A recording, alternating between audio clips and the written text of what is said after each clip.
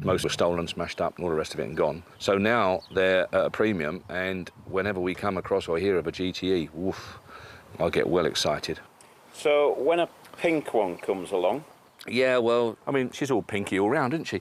Doesn't bother me in the least. This, I'm sure, will come back. If it don't come back, you have to paint it, fair enough. Look at that easy repair on there. Simple. Level car. Perfect buy, that. Excellent. All we need to do now is not get carried away at the auction. Lot number 418, 1990 Vauxhall Astra GTE 2 litre. Wants a little bit of weekend work, as you can see, a little bit of tea cutting and polishing on the front there. Where then? 4,000, Rob. 4,000, 4,5. 5,5. 6,000, 6,000 pound, he says, 6,000. Out, Rob, internet, 6,1. 6,2, 6,002. 6,300. 4, 6,5, back in. 6,6, 6,700 on the internet. 6,007. 6,800. 6,9, 7, 7,000, 7,1, 7,100, 7,2, 7,200. Well done, well done. Very, very well done. Sold to the Bangers and Cash team. Good luck with it. 7,200. The result of a common condition known as auction fever. I could see when it's looking nice and lovely and smart and mint, you've got 8,000 or 9,000 quid's worth there, I would think. Possibly a little bit more. Might even get into the tens. It's a sobering lesson, but for now we're going to plough on and turn out the best car we can. We're sending this one to the Motorist near York. A sort of A&E for classics where enthusiasts can chat about valve timings and ogle some very nice cars. This is where our £7,000 Astra GTE has come for life-saving treatment. Near side seat. Consultant Charlie Gabb will be carrying out the initial health check. Well, first impressions, it's what's that, you know, but when you look through the milkiness of it... The pinkness? Yeah, it'll make something. But it's a case of getting it up in the air and it could be a different story underneath. Having overpaid for the car like amateurs, £4,000 would be more like a nice figure to me. We could do without any surprises. Could be absolutely a wreck underneath, or it could be amazingly good. There might be some swearing, there might be. Well, it's not my car, so I'm not bothered.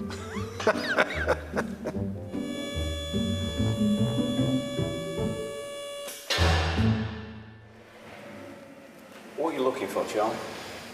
Mainly corrosion. I was expecting to see a lot of corrosion, but there isn't any. You know, there's the tiniest bit of surface rust.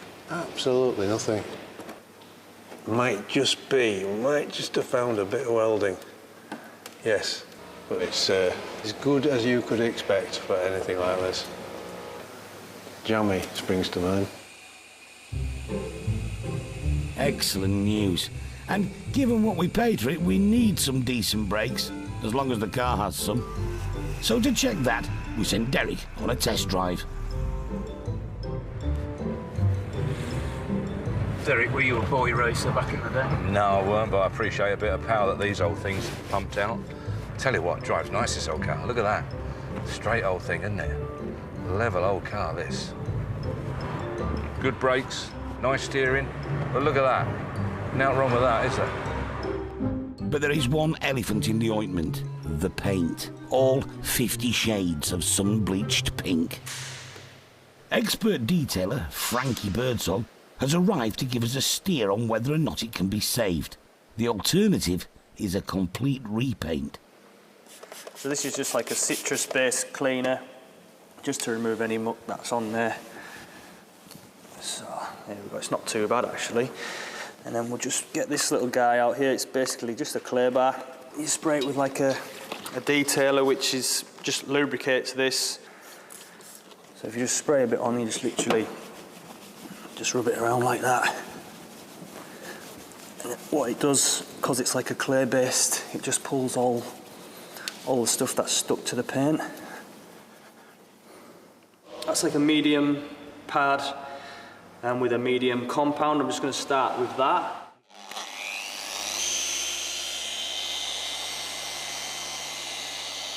Start off with the heavier cut, and then the refining stuff just really makes it pop and brings the gloss.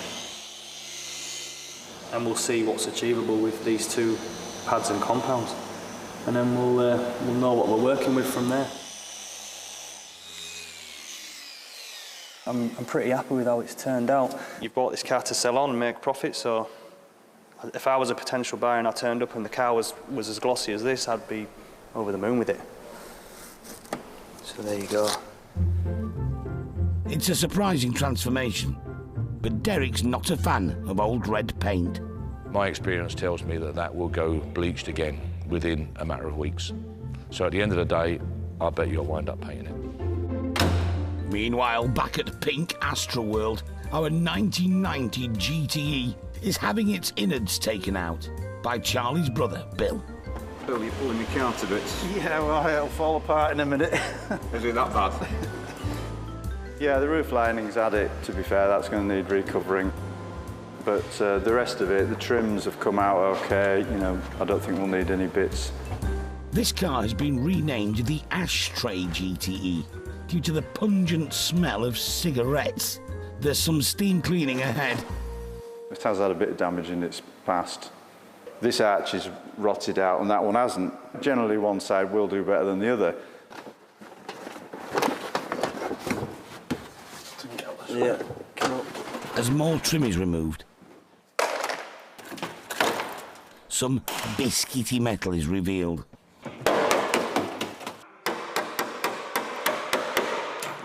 Stop hitting it. So, oh dear. So you can see how it's all moving down here. Well, stop pulling it. Charlie's already ordered some replacement sections. Others will be fabricated by hand. It should be spot welded down here, but I mean, it's still a good sill though. Whilst Bill simultaneously frustrates and delights himself with the bodywork, Charlie is calling on the services of another expert in the restoration chain. Upholstery specialist James Penso is hopefully going to transform a very tired roof lining. It's Yeah, delaminating. This, Yeah. Well, it all should be stuck together, so need to strip it all out. new material or? Oh yes, Yeah. It'll be new material. It's probably the most overlooked part of the renovation. People rarely look up when they're sitting in a car, but bringing the headlining back to life is a time-consuming job. How long have you been working in upholstery, James? Since 7:30 Monday morning, 1976. That's when my sentence started. Not that you're counting. No, not much. Once I've cleaned all the foam off and got it back to the board, I'll then seal it in with a light gel coat. The gel coat will actually penetrate the board itself, and then the glue will stay, fingers crossed. Did you always covet the Astra GTE? Yes, much sought after car. Did you actually have one? No. This is my job, I couldn't afford one. So Back with our Astra, and its hopefully minor rust issues. Bill describes himself as a realist, and not a pessimist. You can always say, you know, if you find a foot of corrosion, you can just double it, because it'll end up 2 foot. The problem was most noticeable around the rear left wing. The sill corrosion was here, but we cut right back out to here just to get to some good steel. And it's the same with the arch. You know, you end up with corrosion from here all the way to there. So this is all going to have to be cut out, and that's the inner arch to replace the old piece. And then you get your new outer arch. It's a case of just trimming it all up, butt it up to it, and just weld it all in place.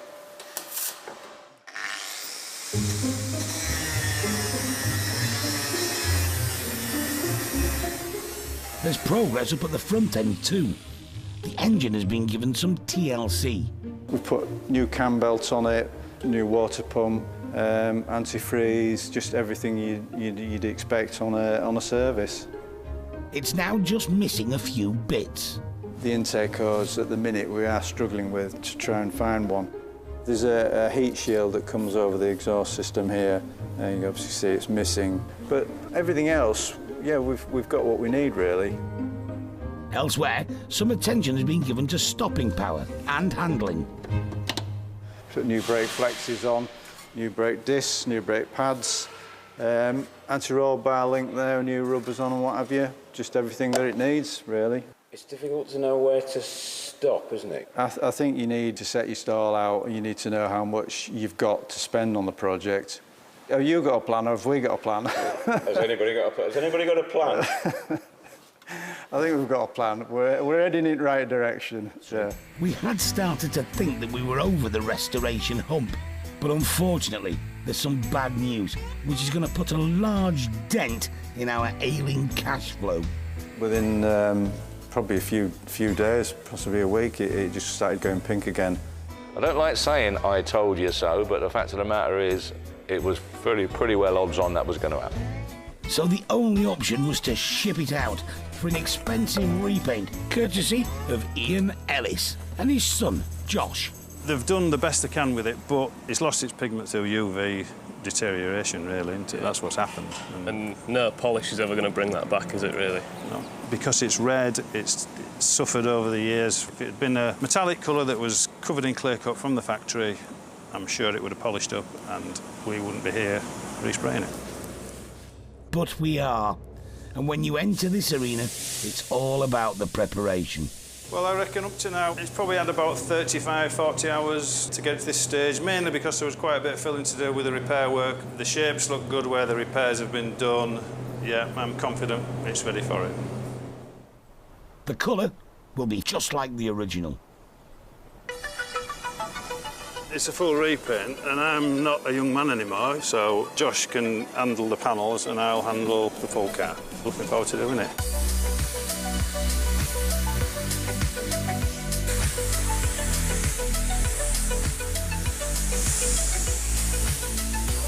It's an old school hot hatch. I can remember the days when all my mates had them. While it's been here, we've had customers come back reminiscing about the days when they had one and they put big wheels on it and big exhausts on it and had romantic relationships in it. They're not something that you'd see every day on the road, so I think it's quite cool. It'll bring someone a lot of joy when they get their hands on it once it's finished. It'll take them straight back to the 80s. They'll be listening to Duran Duran all day long.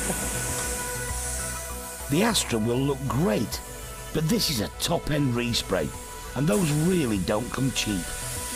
I would say you're going to be somewhere in the region of £2,500 to £3,500 plus the VAT. But Ian leaves us with some hope. The resale value of this car might now be better than we expected. I would say that 20k wouldn't be out of the question.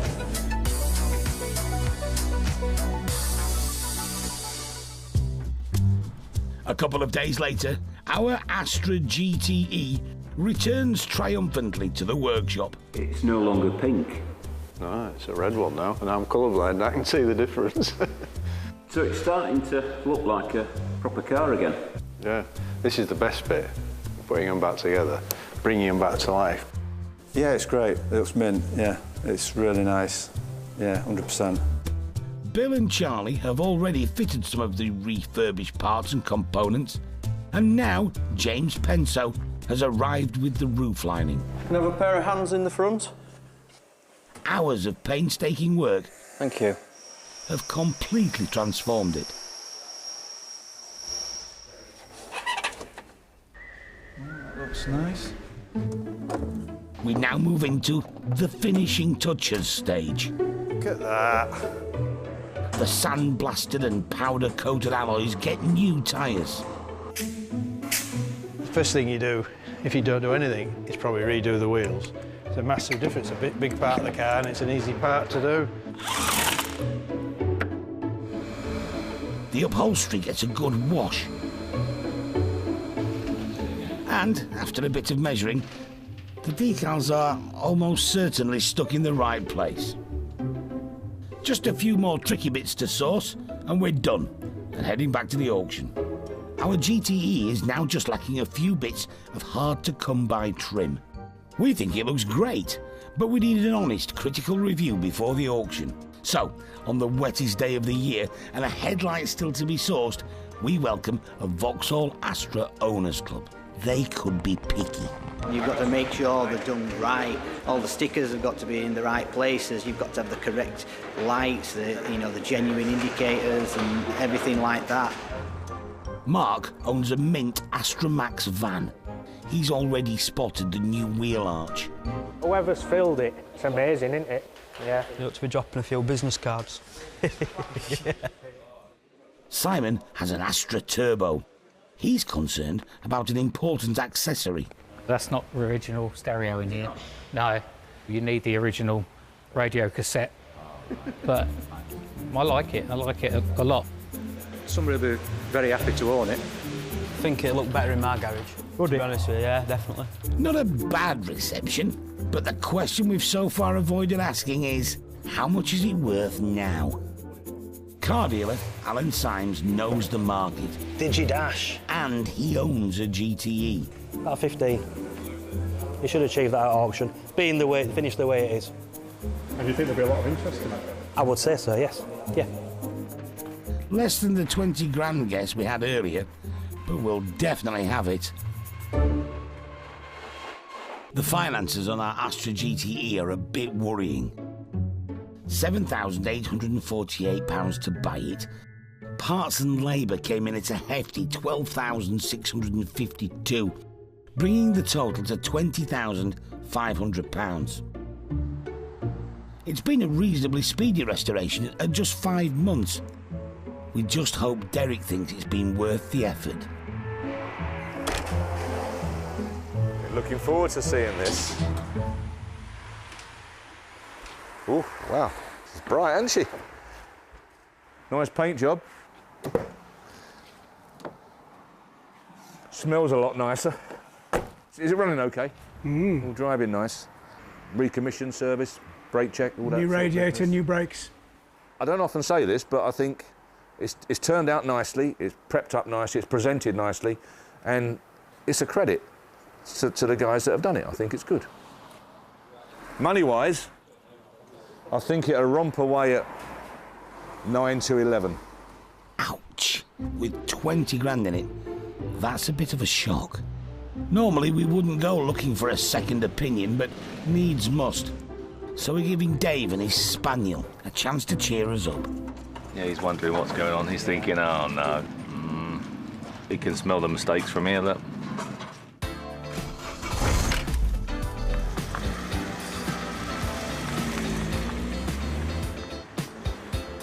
It feels all right, actually. Yeah, this feels fit. This will go well.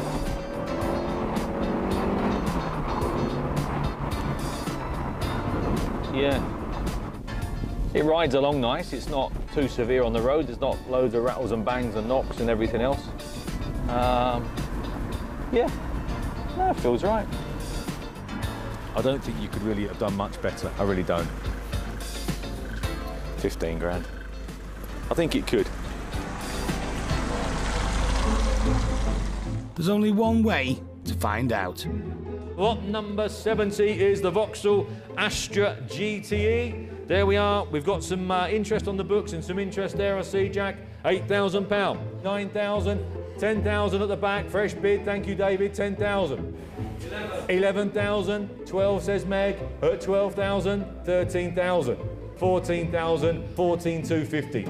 At 14,250. £14,500. 750. 15,000.